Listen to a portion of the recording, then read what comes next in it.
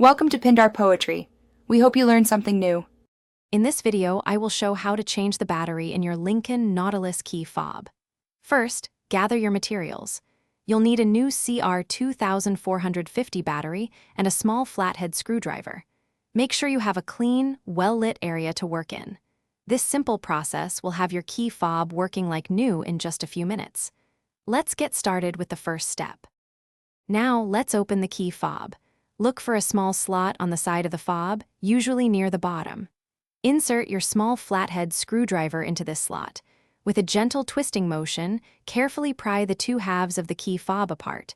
Be careful not to use too much force, as the plastic can be delicate. Once it's open, you'll see the old battery. With the key fob open, you'll see the old CR2450 battery. Take a moment to note which way the positive side, usually marked with a plus sign, is facing. Gently remove the old battery. Now, take your new CR2450 battery and insert it into the slot, ensuring the positive side is facing the same direction as the old one. This is crucial for proper function. Finally, let's put everything back together. Carefully align the two halves of your key fob.